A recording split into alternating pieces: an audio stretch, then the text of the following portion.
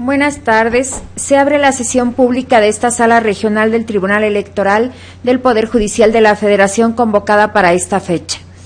Secretario General de Acuerdos, licenciado Israel Herrera Severiano, haga constar el quórum legal de asistencia e informe sobre los asuntos listados para esta sesión. Claro que sí, magistrada presidenta. Están presentes el magistrado Alejandro David Abante Juárez, el magistrado Juan Carlos Silva Daya y usted, quienes integran el pleno de esta sala regional. Por tanto, hay quórum para sesionar válidamente. Los asuntos a analizar y resolver en esta sesión pública son 5 juicios para la protección de los derechos político-electorales del ciudadano y 2 juicios de revisión constitucional electoral, cuyas clave de identificación, nombre de los recurrentes y nombres de las autoridades responsables se precisan en la lista de los asuntos fijadas en los estrados de esta sala regional y publicada en la página de internet de este órgano jurisdiccional. Es la cuenta, señores magistrados. Magistrada presidenta.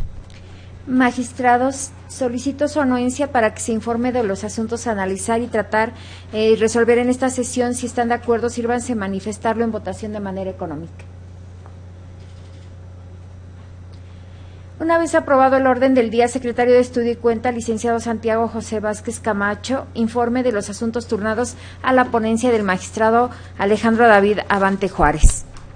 Con su autorización, magistrada, magistrados, se da cuenta con el proyecto de resolución correspondiente al juicio de revisión constitucional electoral 65 de este año y los juicios ciudadanos 306, 307 y 308 acumulados, promovidos por el Partido Acción Nacional, así como por 2 candidatas y un candidato a diputadas y diputado por el principio de representación proporcional de dicho partido político, para controvertir el acuerdo CG 256-2016 de 18 de agosto, emitido por el Consejo General del Instituto Estatal Electoral de Hidalgo, por el que se realiza la asignación de las 12 diputaciones por este principio en ese estado. El proyecto advierte que existe conexidad en la causa entre los 4 asuntos, por lo que declara su acumulación a efecto de no dictar sentencias contradictorias, y estima procedente el estudio per saltum de las demandas a efecto de evitar el riesgo de que no se pudiesen agotar las instancias federales posteriores. En el análisis de fondo, la consulta primeramente estudia agravios en común en los 4 asuntos consistentes en la solicitud de esta sala regional de la inaplicación de diversas normas del Código Electoral del Estado de Hidalgo, que prevén la asignación de escaños a favor de los partidos políticos como consecuencia de haber alcanzado el porcentaje mínimo de asignación que se ubica en el 3% de la votación válida emitida, así como en el supuesto indebido desarrollo de la fórmula de asignación de diputados por el principio de representación proporcional. El proyecto estima infundados los agravios encaminados a sostener la inconstitucionalidad de la asignación directa por alcanzar el porcentaje mínimo, ya que, como lo estableció la Suprema Corte, corresponde a los congresos locales la regulación de su sistema de asignación de diputados por el principio de representación proporcional y la declaración de inconstitucionalidad de las normas de la Ley General de Instituciones y Procedimientos Electorales, y lo resuelto en las acciones de inconstitucionalidad 22-2014 y sus acumuladas, no se dio sobre la base de una incompatibilidad de su contenido con las reglas rectoras del principio de representación proporcional, sino en atención a que la legislación general en materia electoral no está constitucionalmente autorizada para determinar algún aspecto de dicho procedimiento en el ámbito de las entidades federativas, más allá de las previstas en la propia Constitución. Asimismo, el proyecto declara infundados los agravios relativos al supuesto indebido desarrollo de la fórmula de asignación de diputados por el principio de representación proporcional, ya que se estima que los actores omiten precisamente un paso para obtener el cociente de distribución, a saber, el correspondiente a la asignación de diputados por porcentaje mínimo. Respecto al agravio relativo a la ilegalidad del acuerdo impugnado respecto a no haber cancelado la fórmula completa contenida en el primer lugar de la lista A de diputados de representación proporcional al Partido Acción Nacional cuando falta el propietario, el proyecto también lo estima infundado, ya que los impetrantes pretenden darle sentido y aplicabilidad a un dispositivo legal para actos que se encuentran inmersos en las etapas de cómputo y declaración de validez de la elección, siendo que la cancelación de la fórmula de candidatura ante la falta de propietario está reservada para la etapa de preparación de la elección y para la regulación específica de candidaturas independientes. Igualmente, la consulta estima infundados los agravios referentes a que la responsable no observó los principios de igualdad sustantiva, no discriminación y paridad de género al realizar la asignación de los diputados de representación proporcional en el Estado de Hidalgo, ya que nos da a atender la pretensión en relación a que debe aplicarse el principio de paridad en la integración del Congreso en la etapa posterior a los resultados definidos en las urnas, pues ello resulta contrario a lo establecido por el marco convencional, constitucional y legal vigente, al amparo del cual se concibe la igualdad de derechos y de oportunidades en el ámbito de la representación política y el acceso a los espacios de toma de decisión y de ejercicio de autoridad a partir del criterio de paridad de género. Finalmente, se estima infundado el agravio relativo a que las diputaciones se asignen de acuerdo al porcentaje obtenido y no de acuerdo al número de votos. Ello debido a que la normatividad local no trastoca las bases constitucionales establecidas en los artículos 115 y 116, ni merma los derechos de los candidatos postulados por los partidos políticos, ni establece una medida desproporcionada o discriminatoria tratándose de unos candidatos respecto al resto o un trato preferencial injustificado. Lo anterior debido a la libertad configurativa de la que goza el legislador local y al principio democrático, de forma que el cálculo de un porcentaje y su manera de obtención establecido por el legislativo local resulta razonable, proporcional y equitativo. Por tales motivos, en el proyecto se propone confirmar el acuerdo impugnado. Es la cuenta, magistrados. Gracias, secretario. Licenciado Santiago José Vázquez Camacho. Magistrados, está en nuestra consideración el proyecto de la cuenta. Tiene usted el uso de la voz, magistrado Abante. Gracias, magistrada. A efecto de abundar un poquito más sobre las razones que me llevan a proponerles el asunto que el día de hoy someto a su consideración, quisiera platicar muy rápidamente para poner en contexto las razones que me llevan a mí a proponer el proyecto de esta manera. La primera es el justificar la razón del per saltum a partir de que no se agota el recurso de apelación previsto en la normativa estatal, pues deriva necesariamente de esta posibilidad o esta opción que tienen, ¿no?, tal cual nos lo compartió el magistrado Silva de manera muy ilustrativa en la sesión, esta opción que tienen los ciudadanos y los partidos políticos para agotar o no la cadena impugnativa en la entidad federativa, y en este caso particular, sí, por los tiempos en los que se está dando ya esta asignación, se corría el riesgo de que no se pudiera agotar completa la cadena impugnativa. Entonces, por eso es que estamos justificando entrar al conocimiento del per saltum. O per saltum de la controversia. La controversia tiene varios puntos importantes, intentaré resumirlos de manera muy concreta para efecto de dar claridad. Y el primer planteamiento es sobre la inconstitucionalidad de la asignación de un diputado por el mecanismo de barrera. En los sistemas de representación proporcional se habla de una asignación por superar barrera legal, ¿no? Y en el caso la legislación del Estado de Hidalgo prevé la posibilidad de que se le asigne una curul al partido político que supere este margen del 3%. Aquí la realidad es, establece la fracción 11 del artículo 208, dice: se otorgará una curul a cada partido que hubiese obtenido por lo menos el 3% de la votación válida emitida en la elección de diputados por el principio de representación proporcional.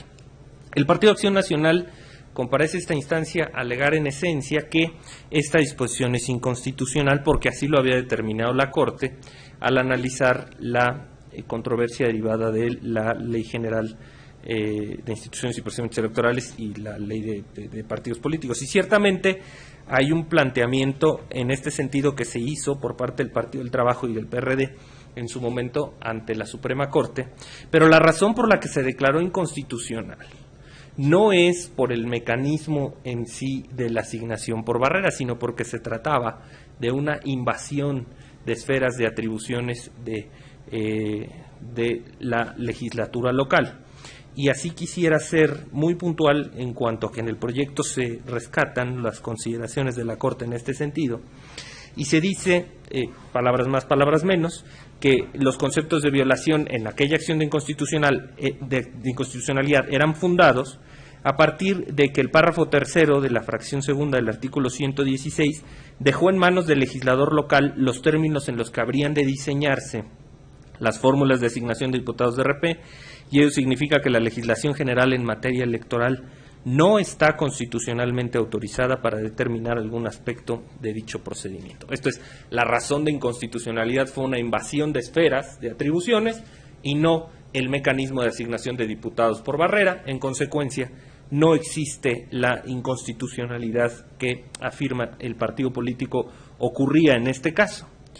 Y la construcción de su escrito de impugnación se hace depender de que este agravio hubiera resultado fundado y a partir de esto que le hubieran correspondido 3 diputados por el principio de representación proporcional y en consecuencia se van desestimando los agravios en este sentido. Se señala por parte del partido político que la aplicación de la fórmula fue incorrecta porque en lugar de dividir respecto, en este caso concreto de Hidalgo, 8 partidos políticos superaron el 3% y por eso las curules que quedaron por asignar más allá del método de barrera, pues fueron 4 y la propuesta era que se dividiera entre los 12 totales de los 12 partidos, los 12 curules pendientes, y esto pues obviamente hace que el cociente electoral se disminuya mucho más y por eso el cálculo de la fórmula pues no corresponde con lo que hizo el instituto. Lo cierto es que lo correcto era haber procedido en los términos de lo que establece la ley y la inconstitucionalidad que se señalaba por parte del Partido Acción Nacional no es atendible. De igual forma, se plantea la existencia de un resto mayor por ahí por parte, pero esto deriva también precisamente de que se hace a partir del análisis de una distribución de la fórmula, a partir de eliminar este método de asignación de barrera legal y en consecuencia, pues por ello es al lugar a desestimarlo. Hay un argumento ya en los casos concretos de los ciudadanos que acuden a impugnar, hay un argumento interesante sobre la pervivencia o no de una fórmula de candidatos cuando el propietario ha determinado renunciar. Me explico. La propia ley de Hidalgo prevé la posibilidad de que existan candidaturas registradas simultáneamente por el principio de mayoría y por el principio de representación proporcional. Esto, al igual que en la legislación federal, está previsto. Lo que ocurrió en el caso es que uno de los candidatos obtiene su constancia por el principio de mayoría y no obstante haber estado registrado por representación proporcional, renuncia a la candidatura por representación proporcional y queda únicamente el suplente. El planteamiento que se hace en las demandas es que esta fórmula tendría que haber cesado en sus efectos por no respetar el tema de haberse integrado por propietario y suplente. Aquí me parece, y lo que yo les propongo, magistrados, es considerar que aquí hay en realidad una imprecisión por parte del actor. La candidatura se mantuvo con propietario y suplente hasta el momento en el que la candidatura culmina, que es en el momento en el que es votada. Y al momento en el que es votada, ya no se podría, desde mi muy particular punto de vista, y es lo que le someto a su consideración, ya no se podría considerar que el hecho de romper la fórmula de propietario y suplente afecta de igual forma o por igual a los dos integrantes de la fórmula, porque esto sería tanto como atentar contra la certeza de quien ya votó en representación proporcional por una fórmula. Entonces, aquí lo que yo propongo es pues, proteger los derechos fundamentales de quien está involucrado, en este caso como suplente, y pues determinar que era procedente, tal cual lo estimó el instituto, pues asignar al suplente, aun cuando la fórmula no tuviera propietario. Me parece que con esto damos una mayor certeza a cómo se deben asignar las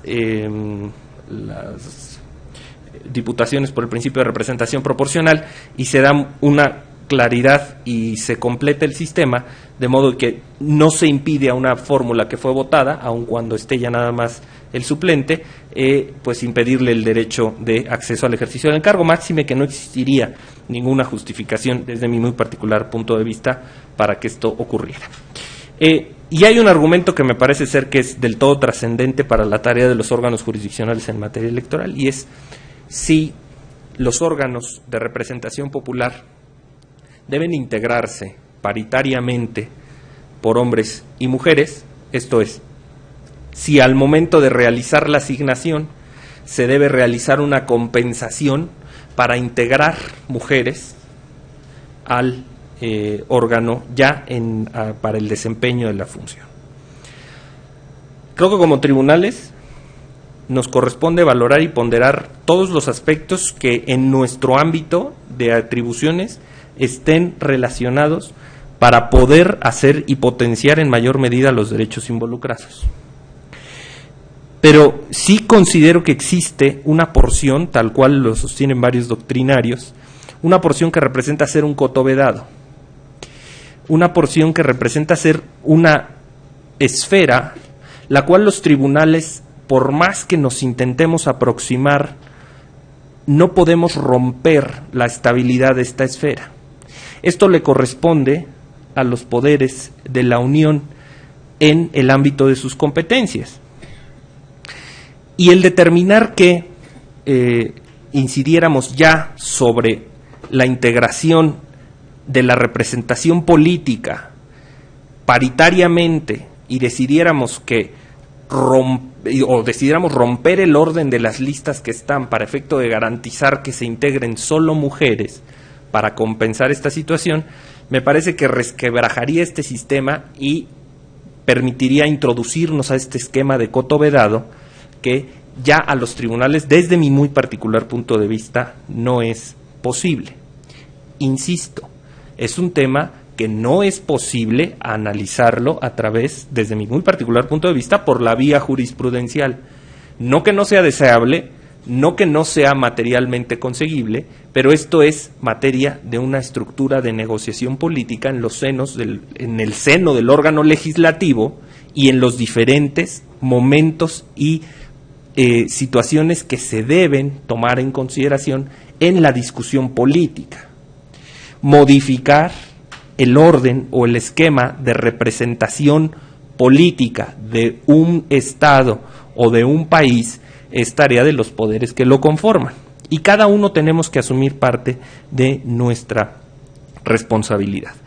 Yo no digo que esto no sea deseable y que no sea una cuestión del eje ferenda, por supuesto, me parece que igual valdría pena la reflexión para considerar si se habría que encaminar o no a que tarde o temprano se lograra una representación paritaria o una integración al ejercicio de la función pública de manera paritaria. Si esto fuera así y estuviera reconocido en ese coto vedado que para mí no me es franqueable, pues estaría totalmente de acuerdo. Esta es mi muy humilde opinión y considero que será muy opinable y ciertamente es la que yo le someto a consideración en este proyecto de resolución, siguiendo un precedente de la Sala Superior en este mismo sentido que ya se ha manifestado hacia allá. La verdad es que valga la pena reflexionar de qué formas o qué mecanismos se tendrían que implementar para lograr el mecanismo de integración paritaria ya en el ejercicio de la función pública. Quizás se tendrían que implementar listas de hombres y listas de mujeres para efecto de estimar realizar esa compensación, pero si la propia ley exige que haya una función intercalada o una adscripción de las fórmulas de manera intercalada de diferentes géneros, me parece que sería ir en contra de ese mismo principio el tema de romper ese orden de las listas para subir o bajar a una persona por cuestiones de género. Ahora, esta circunstancia me parece que tendría que cursar por una modificación legislativa a partir de que se tendrían que tomar consideraciones como factor de creación de normas la calidad de grupo desfavorecido que ha sido la mujer, porque si no, si se presentara el escenario inverso en el que hubiera más mujeres representando, pues se tendría que hacer la misma compensación para efecto de que entraran los hombres, y en este sentido me parece que la finalidad que busca, que empoderar de mayores condiciones a la mujer, pues no sería del todo atendida. Entonces, por eso es que creo que esto escapa a las atribuciones de un órgano jurisdiccional en el estricto ejercicio de sus funciones, aun cuando reconozco que podrá existir en algún momento alguna disposición que se cree constitucionalmente o legalmente que nos permita llegar a ese punto. Creo que en este momento y en el estado de Hidalgo no contamos con ella. Por eso es que les propongo esta situación. Y finalmente hay otro criterio que propone uno de los accionantes que resulta igualmente, digamos, que de interés ponderar. Y es el tema de que en la integración de los diputados de representación proporcional, la asignación en el estado de Hidalgo no se hace a partir de una sola lista, sino que se crean dos, algo muy similar a lo que ocurre en el Distrito Federal. Se integran la lista A, que es la que se registra originalmente por los candidatos, por los partidos políticos, y una lista B que representa a los candidatos que no obtuvieron la mayoría, pero que obtuvieron la más alta votación, el más alto porcentaje de votación en su distrito. Y aquí el tema es si nos referimos a la votación como votación número de votos o si se refiere al porcentaje del distrito. Y en este sentido, la propia legislación da la respuesta. Dice respecto de la lista B, el mismo artículo 208, que la lista B es la relación de las fórmulas de candidatos a diputados que no lograron el triunfo en la elección por el principio de mayoría relativa del distrito en que participaron, pero que alcanzaron, y recalco mi énfasis, a nivel distrital, los mayores porcentajes de la votación válida emitida. Esto es, la propia legislación, la libertad de configuración legal del legislador de Hidalgo, lo llevó a conducir que este mecanismo de lista B se debería integrar sobre los factores de la votación por distrito y a partir de los porcentajes de la votación en el distrito. El argumento que trae el ciudadano es que lo que se debe considerar es el número de votos y no el porcentaje en el distrito. Yo considero que aquí el legislador optó por este camino. La explicación que yo le encuentro es por el grado de competitividad del candidato, no tanto de los votos que haya obtenido, porque si un distrito tiene mayor población, con un porcentaje de votación menor se pueden obtener más votos, lo cual refleja que no necesariamente es de la misma efectividad la candidatura. En cambio, si se trata de un distrito un poco más pequeño, pero el porcentaje que se obtiene es más alto, aunque se obtengan menos votos y el porcentaje es mayor, representa una candidatura más eficaz. Y creo que lo que pretende el legislador, y me parece ser razonable, proporcional y adecuado, es privilegiar la efectividad de las candidaturas, no la cantidad de votos que se hayan obtenido en el Estado. En este sentido, yo les propongo considerar infundado este agravio de del ciudadano actor, no obstante que en algunos casos las pretensiones que hemos analizado en esta parte final dependen sí y solo sí de que se hubiera estimado que al Partido Acción Nacional le correspondían 3 diputados por el principio de representación proporcional, lo cual no resulta procedente porque en términos de la legislación de Hidalgo se debe proceder a asignar conforme a barrera. Es lo que yo quería precisar respecto del asunto que estoy sometiendo a su consideración y pues no sin antes agradecerles las observaciones que le formularon al mismo para efecto de poder robustecerlo, pues es cuanto y lo dejaría a su consideración, magistrado Silva, es cuanto. Gracias. Sí, magistrado Ante. Magistrado Silva, ¿hay algún comentario?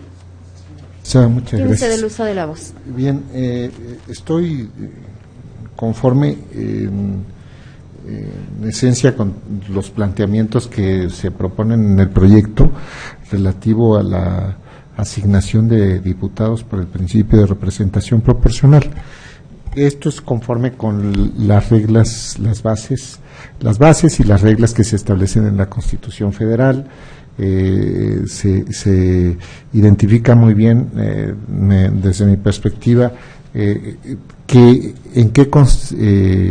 se pronunció la Suprema Corte de Justicia de la Nación en cuanto a la aplicación a las reglas de la representación proporcional que se marcan como bases generales en la Ley General del Sistema de Medios de Impugnación y en la Ley General de Instituciones y Procedimientos Electorales. Y entonces, en efecto, como ya se destacó, pues es una cuestión de que no le correspondía al Congreso de la Unión legislar en el establecimiento de esta disposición, sino más bien era una materia que se entendía reservada a las legislaturas locales. Y en este sentido, bueno, pues es que no es adecuado el planteamiento que se está haciendo por las partes actoras. Las demás cuestiones también coincido con las razones que se exponen en el proyecto. Me estaba refiriendo al artículo 28, párrafo 2, inciso B. Esa es una cuestión. Luego la pretensión de la parte actora por cuanto a la cancelación de la fórmula completa debido a la renuncia que se presentó por uno de los candidatos, el candidato propietario, pero pues lo relevante es que ya se había votado, independientemente de que solo nos estamos pronunciando en cuanto al momento en que se había votado. Ya de la otra parte, relativo a si se presenta en un momento anterior, bueno, yo creo que eso es una cuestión diversa y yo no me estaría pronunciando en ese sentido. Y luego después es lo de la aplicación del principio de paridad, y en esta parte y desde mi perspectiva es suficiente con los razonamientos que se hacen en el proyecto en cuanto a que los presupuestos de la inconstitucionalidad de la fórmula que está incompleta, pues ya esto desvirtúan, es decir, si pensamos que es como un trípode, dos patas se caen de la argumentación, pues entonces ya no se sostiene lo siguiente, que es la conformación paritaria. Y entonces ya con eso me parece que es suficiente, porque las otras razones, desde mi perspectiva, chocan con una cuestión que tiene que ver con un voto particular que formulé el año pasado en el juicio de revisión constitucional electoral 235/2015. Entonces me parece que eso es suficiente, y yo con esa parte de los argumentos me quedo, y ya no voy a la cuestión de si es una situación de que la paridad tiene que estar garantizada no solamente en el acceso, en la postulación o el registro, sino también en la asignación. Eso un tema respecto del cual quiero dejar a salvo mi posición, en el sentido de que son las dos cosas, ¿no? Desde mi perspectiva, sin desconocer también que hay precedentes de la Sala Superior. Es cuanto, magistrada presidenta, magistrado Alejandro Abante.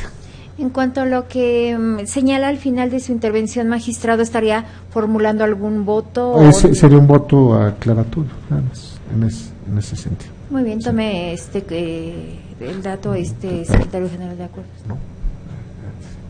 Sí, No, dígame, magistrado. Sí, es todo, magistrado. Sí. Bueno. Procede a tomar la votación respectiva, secretario general de acuerdos.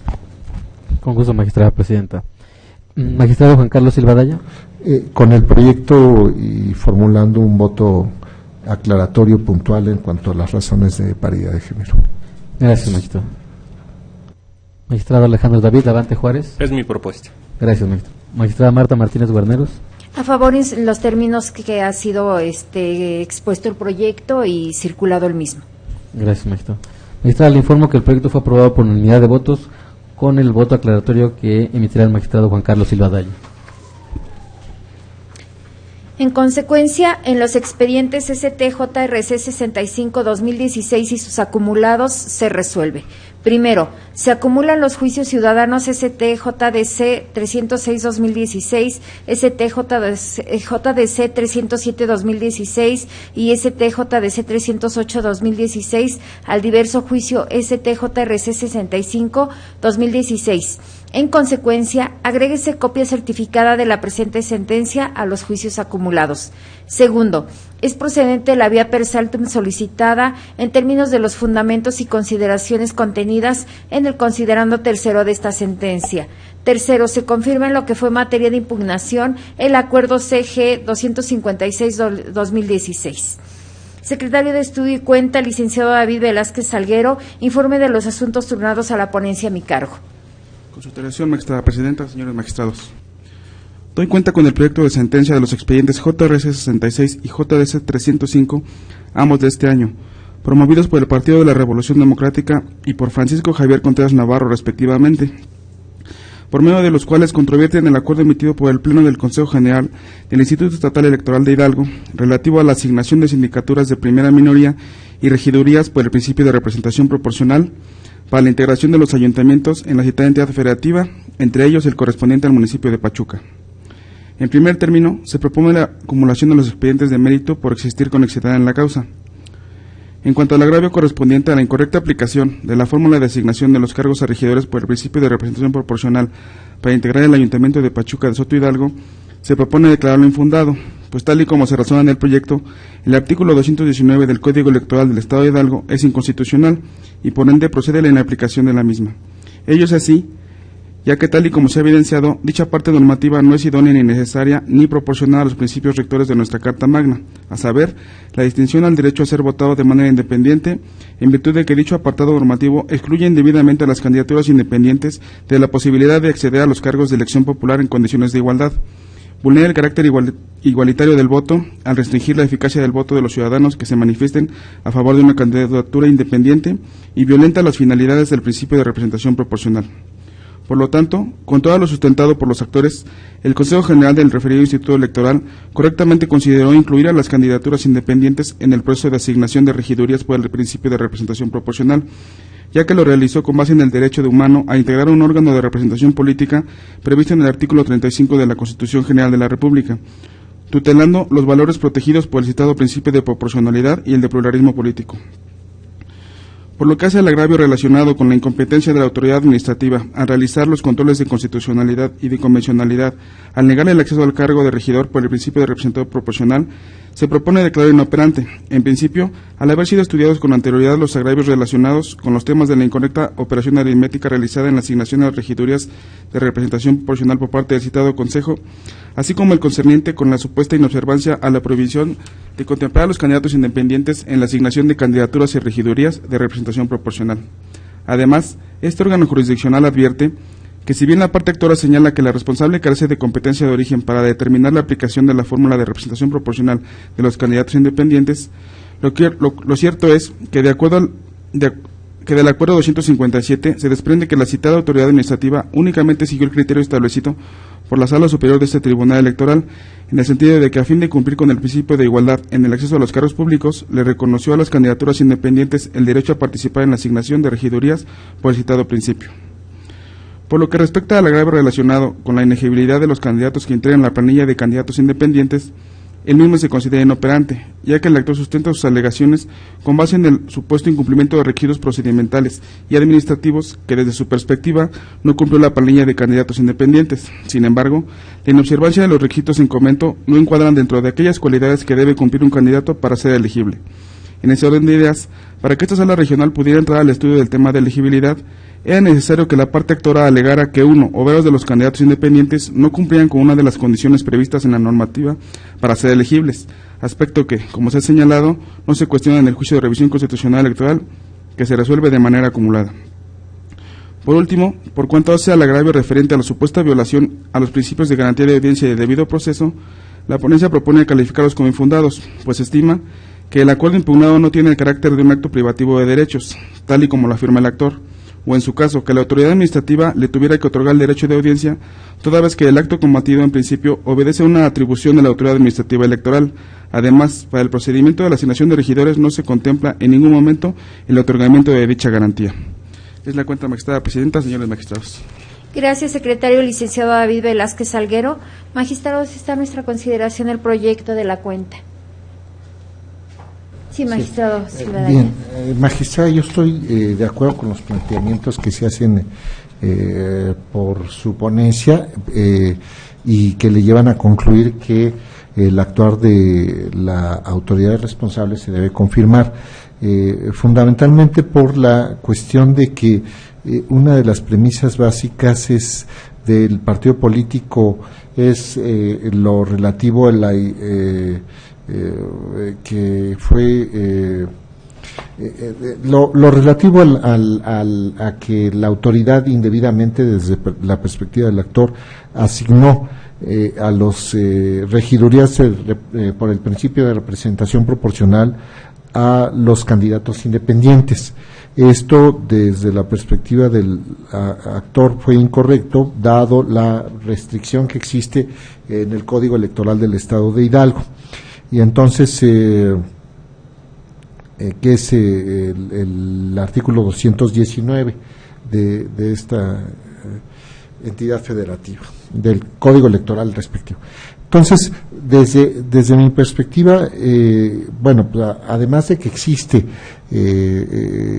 tesis de carácter obligatorio por parte de la Sala Superior, tiene que ver con una cuestión de una restricción, una diferencia que se hace entre los candidatos que son postulados en candidaturas independientes y aquellos otros que son postulados por partidos políticos, coaliciones o en candidaturas comunes. Entonces, mientras que en efecto, como ya se destacó, el legislador ordinario local tiene esa libertad de configuración normativa para desarrollar las bases y las reglas muy específicas que se prevén en la Constitución Federal en el artículo 115 y 116 en cuanto a la fórmula de elección para la conformación de las legislaturas y los ayuntamientos municipales, que es la materia que nos está ocupando en este caso, por lo que se conoce como el sistema mixto o segmentado. Entonces se dice, las legislaturas se van a conformar por diputados electos por el principio de mayoría y otros por representación proporcional. Y en el caso de los ayuntamientos, que es la materia del asunto, será también por este sistema de mayoría y representación proporcional. Entonces, es cierto, se establece esa base desde la Constitución y hay algunas reglas que se prevén para la conformación de los ayuntamientos. Pero el hecho de que tenga esta libertad de configuración en lo que podríamos nosotros señalar como un principio de deferencia al carácter democrático del legislador, no implica que sea absoluta, omnímodo ni incontrolado, sino que tiene limitaciones. Y además de estas que rigen en lo que podríamos identificar como las bases del sistema electoral, hay otros principios más que se establecen en la propia Constitución que se derivan de la propia el sistema del bloque de constitucionalidad, como sería lo dispuesto en el artículo primero, que el principio de igualdad, artículo cuarto, el que no se pueden establecer discriminaciones o distinciones indebidas. Si esto también se lee al igual con el artículo 25 del Pacto Internacional de Derechos Civiles y Políticos y el 23 de la Convención Americana. No puede haber restricciones indebidas. Es el caso que esto se puede considerar como una restricción indebida. No existe alguna justificación si se realiza un test de proporcionalidad, viendo la cuestión de la idoneidad, la necesidad y la proporcionalidad en sentido estricto, y se advierte que lo desborda, porque se debe preservar primero un aspecto fundamental, que es visto como un derecho de doble vertiente, ¿no? Por una parte, el derecho de votar,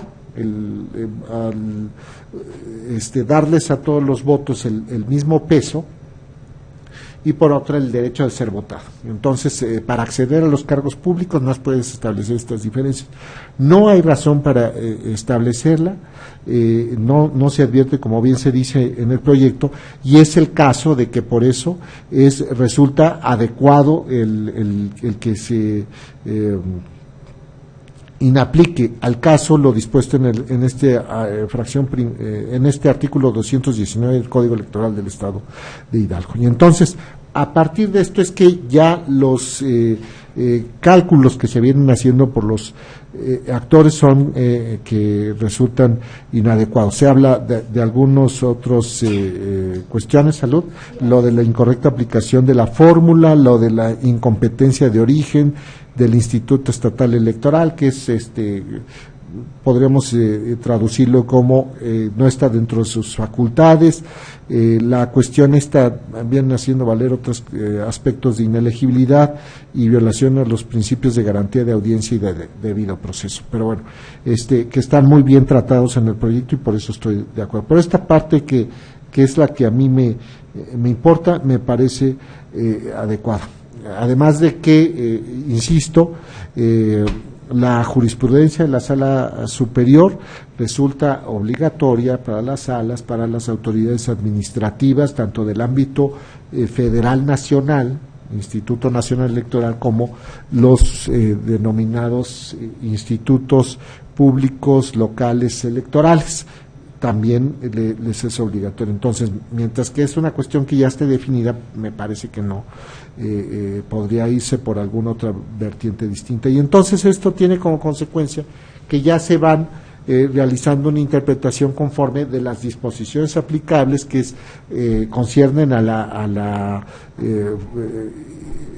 el corrimiento de la fórmula de representación proporcional, y lleva precisamente al resultado que es coincidente con el que obtiene el Instituto Estatal Electoral de Hidalgo. Por eso es que estoy de acuerdo con la propuesta en los términos y la calificativa que se hace de los respectivos agravios. Es cuanto, magistrado presidente. Sí, magistrado Silva. Magistrado Abante. Gracias, presidente. Vaya que este es un asunto interesante porque en el contexto de las demandas y de la resolución impugnada hay planteamientos sobre la conveniencia o viabilidad o no de que la autoridad electoral administrativa se encamine a desatender por inaplicación un precepto legal. Yo anticipo mi conformidad con el sentido del proyecto y con las consideraciones que sustentan que el Instituto Electoral de Hidalgo actuó correctamente al asignar regidores por el principio de representación proporcional, pero al igual que en otros casos, pareciera ser que yo me quedo un pasito adelante. Me parece que la construcción argumentativa que se hace en el proyecto que nos somete a consideración, presidente, es muy abundante y deja por sí mismo de manera explícita las razones por las cuales, en el caso, la disposición establecida por el legislador del Estado de Hidalgo en el artículo 219, pues pareciera ser que no atiende a ninguna justificación que al menos yo en lo personal pudiera determinar como razonable para poder no realizar la asignación de regidores por el principio de representación proporcional. Pero la razón por la que por esa razón votaré con el sentido del proyecto y con sus consideraciones, porque finalmente caen en el mismo supuesto que me permitiré explicar. Desde mi muy particular punto de vista, en este caso particular, el Instituto Electoral de Hidalgo estuvo o se vio involucrado en una disyuntiva bastante compleja. Y esta disyuntiva era la existencia de dos normas vinculantes de distinta fuente, pero igualmente aplicables, que le exigían comportamientos sustancialmente distintos. Para mí queda claro que existió una colisión de reglas en el caso particular, entendida la regla como la que emana de la ponderación de derechos y que ha sido establecida en una disposición legal o bien una norma jurídica que emana de la interpretación que realizan los tribunales, como el caso de la jurisprudencia, y para mí se da esta colisión de reglas. Y el artículo 219 del Código Electoral de Hidalgo dispone que no procederá en ningún caso el registro de candidatos independientes por el principio de representación proporcional y tampoco la asignación de diputados, síndicos y regidurías por el mismo principio. Resumiendo, para lo que el caso interesa, el artículo 219 establecía, pues, que no procedía en ningún caso la asignación de síndicos y regidurías por principio de representación proporcional. Sin embargo, la Sala Superior estableció en jurisprudencia firme que las candidaturas independientes, y cito textual el rubro, candidaturas independientes, las relacionadas con la integración de ayuntamientos, tienen derecho a que se les asignen regidurías por el principio de representación proporcional. Y la interpretación que hizo la Sala Superior es a partir del artículo 35, fracción segunda de la Constitución, el 41, base primera, 115 y 116, la Convención Americana sobre Derechos Humanos, el Pacto Internacional de Derechos Civiles y Políticos, y el caso concreto del que derivó esta tesis, que era la Ley Electoral de Nuevo León. Y concluyó que, a fin de cumplir con el principio de igualdad en el acceso a cargos públicos, los candidatos independientes tienen derecho a participar en la asignación correspondiente a regidurías por el principio de representación proporcional. Esta tesis de jurisprudencia no es una cuestión menor en el ámbito de atribuciones de la autoridad electoral en el Estado de Hidalgo. El artículo 223 de la Ley Orgánica del Poder Judicial de la Federación establece un mandato, desde mi particular punto de vista, categórico, refiriéndose a la existencia de la jurisprudencia del Tribunal Electoral. Y esto señala que la jurisprudencia de la Sala Superior es aplicable por las autoridades electorales de las entidades federativas. Y así el artículo 233 dice: la jurisprudencia del Tribunal Electoral será obligatoria en todos los casos para las salas y el Instituto Federal Electoral, entiéndase ahora INE. Asimismo, lo será para las autoridades electorales locales cuando se declare jurisprudencia en asuntos relativos a derechos político-electorales de los ciudadanos. De esta disposición, de este artículo 233, yo dispongo una cláusula de mandato de obligación de las autoridades de las entidades federativas de obedecer la jurisprudencia de la Sala Superior, la cual, como he precisado hace unos momentos, ya había determinado que los candidatos independientes tienen derecho a participar en la asignación de regidurías. Entonces, desde mi muy particular punto de vista, aquí el Instituto Electoral de Hidalgo tenía dos caminos: acatar la jurisprudencia obligatoria que le había dado la Sala Superior, o seguir el camino de aplicar la ley superando los obstáculos que le implicaran desatender una jurisprudencia de la Sala, o justificar por qué no se estaba en el supuesto de la Sala, de que había determinado la Sala Superior. Y aquí entra en riesgo o entra en juego el fantasma del control abstracto de constitucionalidad, cosa que me parece que en el caso no es del todo cierto, sino más bien que estamos en presencia de lo que la Corte ha establecido en otros casos como jurisprudencia temática.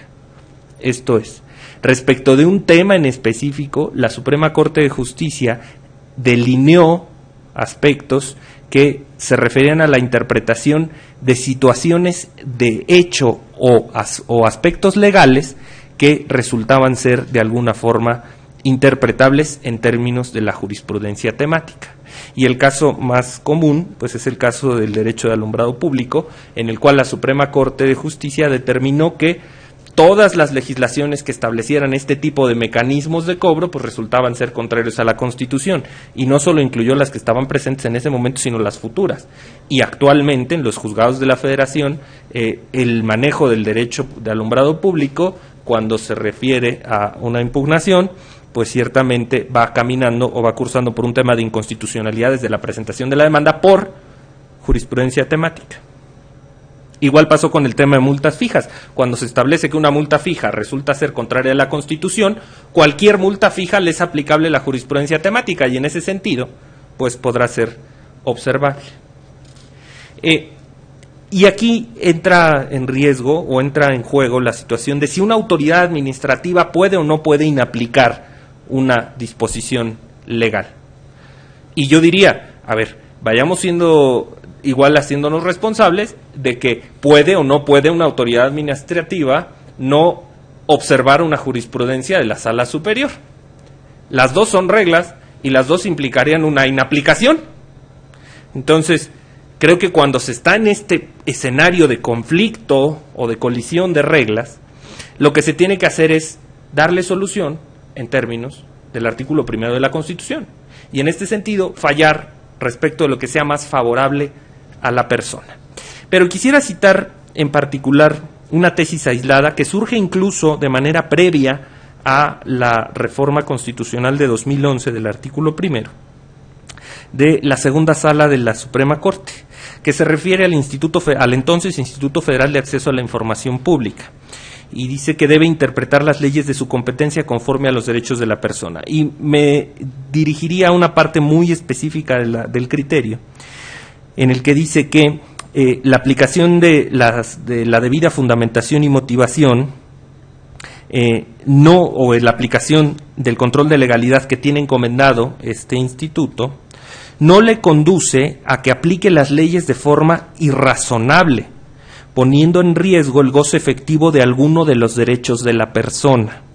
Máxime que el artículo dispone que el derecho de acceso a la información pública se interpretará conforme a la Constitución General, la Convención Americana sobre Derechos Humanos, la Convención para eliminar las formas de discriminación contra la mujer y demás instrumentos internacionales suscritos y ratificados, así como la interpretación jurisprudencia que de ellos hayan realizado los órganos internacionales especializados. Retomando esta argumentación, yo quisiera señalar si la autoridad administrativa es quien está inaplicando la disposición. Y me parece ser que no es que esté la autoridad administrativa inaplicando, sino lo que está haciendo es, ante la colisión de las dos normas que le eran obligatorias, optar por aquella que le daba más congruencia al sistema y que favorecía los derechos de las personas. Porque también, si no hubiera atendido la jurisprudencia, hubiera inaplicado la jurisprudencia, y entonces estaríamos quizá en este mismo escenario de conflicto.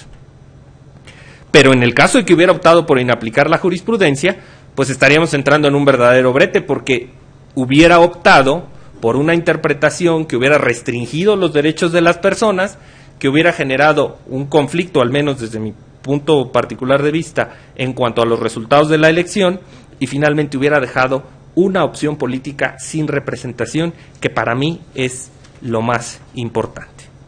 Y me explico. ¿Cuál es la finalidad de la representación proporcional? Desde mi óptica, la finalidad esencial de la representación proporcional es que la fuerza política que representa una opción se integre al órgano de gobierno de manera tal que los ciudadanos que votaron por esa opción puedan eventualmente ver reflejados en políticas públicas la plataforma que ha postulado una opción, que no formen parte de esa mayoría que la obtuvo por el sistema de mayoría relativa, pero que atendiendo a su fuerza electoral sea representada. Yo me pongo a pensar un caso, que hubiera una elección muy competida entre un partido político y un candidato independiente, en el que el partido político hubiera obtenido el 48%. Y el candidato independiente hubiera obtenido el 42%. Y la siguiente opción política hubiera obtenido el 6%. Si excluyéramos a los candidatos independientes, tendríamos que asignar todos los regidores a una opción política que tuviera el 6% de votación, lo cual, desde mi muy particular punto de vista, me parece total y absolutamente inadmisible, porque dejaría la opción política que representa la candidatura independiente sin ninguna representación.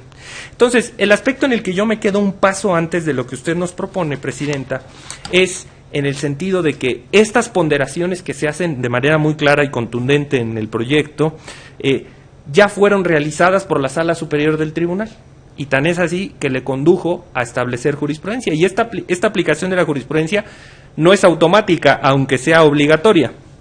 Lo cierto es que es temática, establece que los regidores tienen derecho de acceder, y entonces pues el instituto solo tenía la opción de acudir a la interpretación más favorable.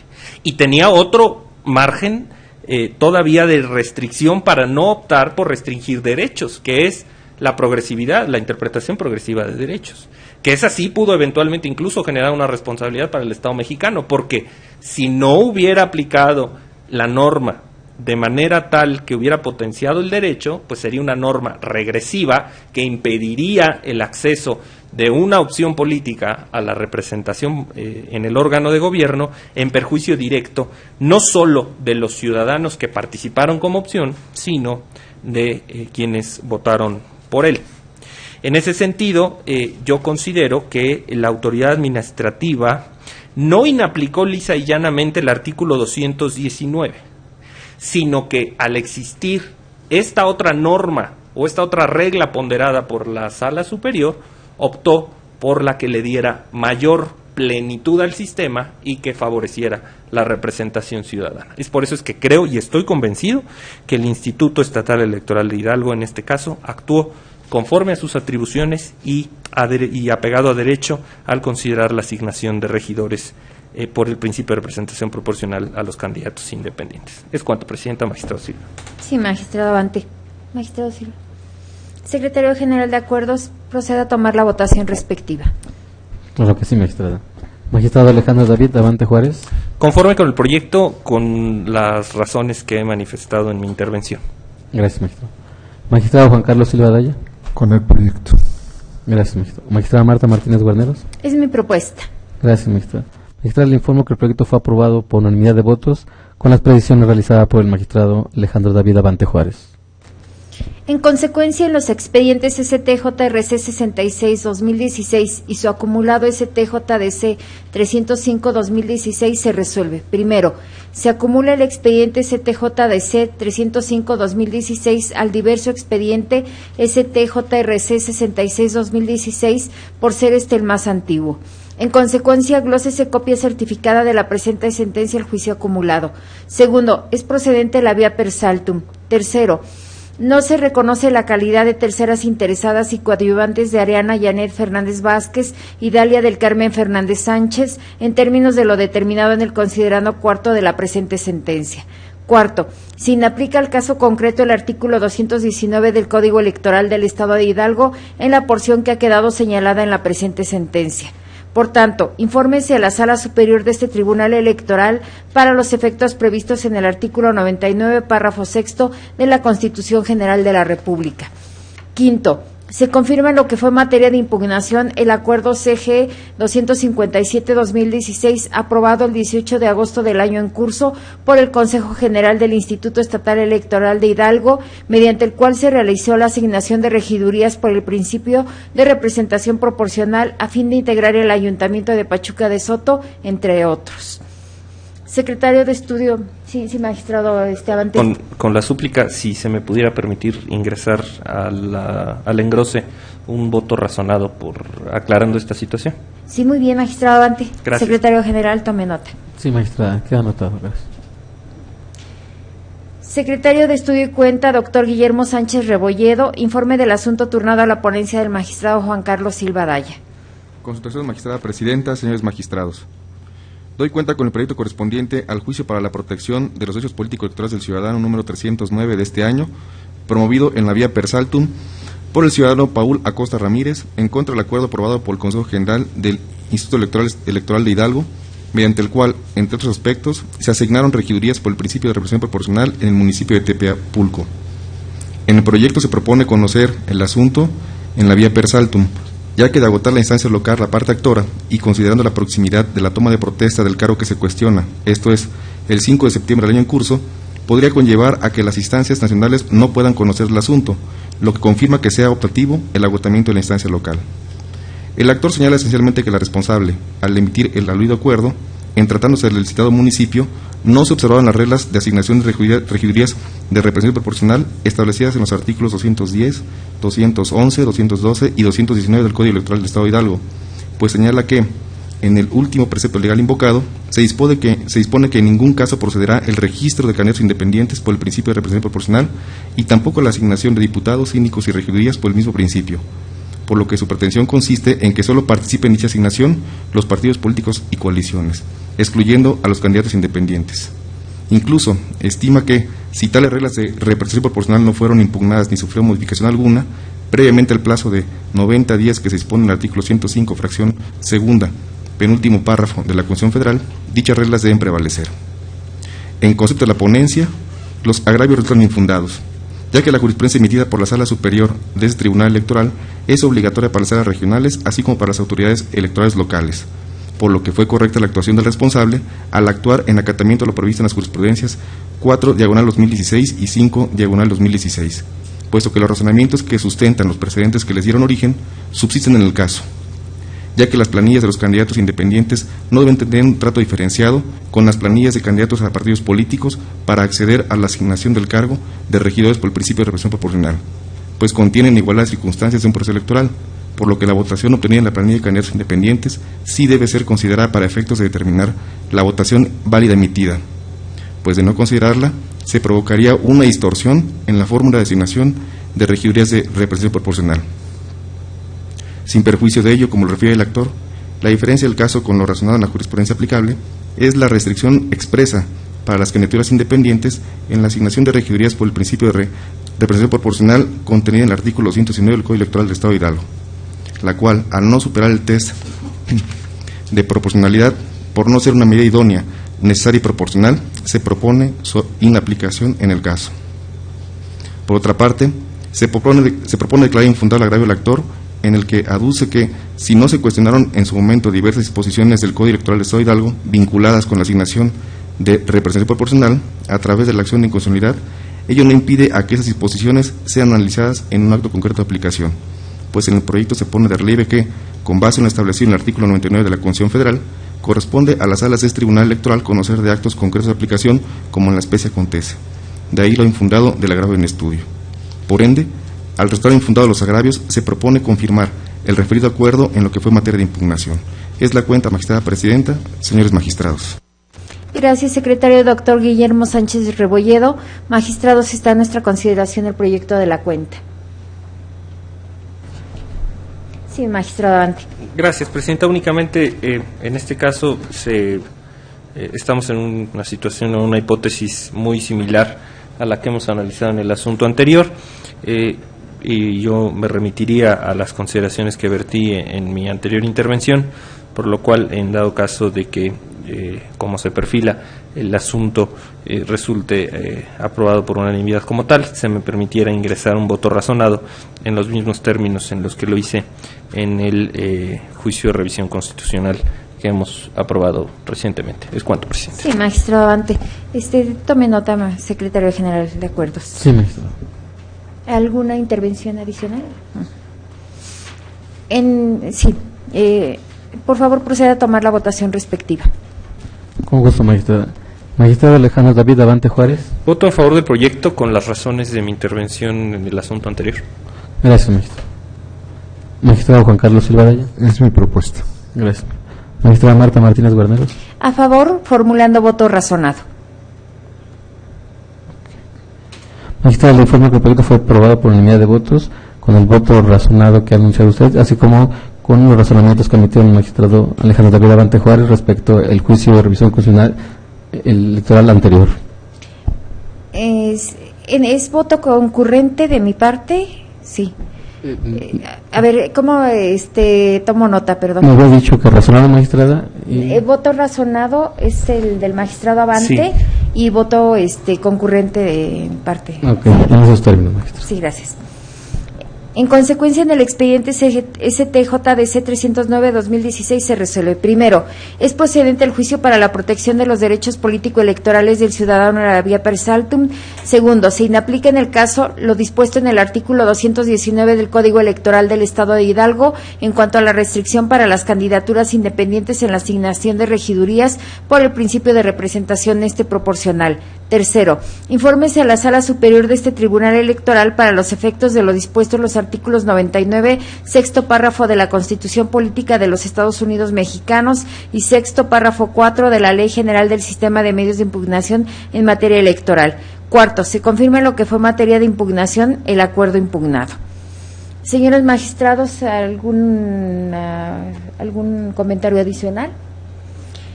Al no haber más asuntos que tratar, en consecuencia, se levanta la sesión. Buenas tardes.